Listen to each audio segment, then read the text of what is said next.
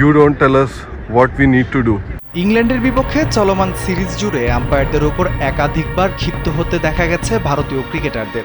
Lords টেস্টে হারের পর আম্পায়ারদের বিরুদ্ধে পক্ষপাতিত্বের অভিযোগ এনেছেন তারা।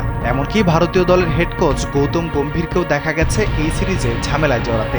এবার সিরিজ নির্ধারণী ওভাল টেস্টেও অভিজ্ঞ আম্পায়ার কুমার ধর্মসেনার সঙ্গে বিবাদে জড়ালেন লোকেশ রাহুল। এছাড়া বেন ডাকেটকে আউট করার পর নিয়ম লঙ্ঘন করে তার কাঁধে হাত রেখেছেন ভারতীয় পেসার আকাশদীপ।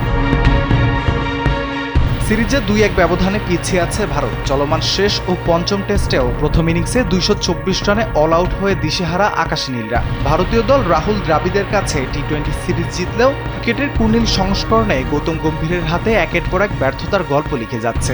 অস্ট্রেলিয়ার বিপক্ষেও নিজেদের শেষ টেস্ট সিরিজে 3-1 ব্যবধানে হেরেছে ভারত। তাই অনেকেই প্রশ্ন তুলছেন রাহুল দ্রাবিড়ের পর গৌতম গম্ভীরের নেতৃত্ব নিয়ে।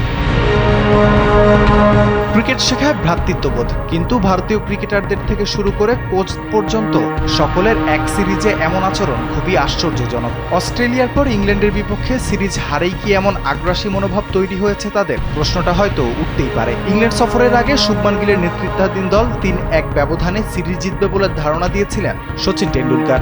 এবার সেই ভবিষ্যৎবাণী উল্টো নিজেদের নামের পাশে নিয়েই দেশে ফেরার পথে ভারত। তবে এখনও সুযোগ রয়েছে লজ্জা এড়িয়ে ড্র নিয়ে বাড়ি ফেরার। সবশেষ কি দাঁড়ায় সিরিজের ফলাফল, সেটাই এখন দেখার পালা। রাফিউল ইসলাম রাতুল, কালবেলা।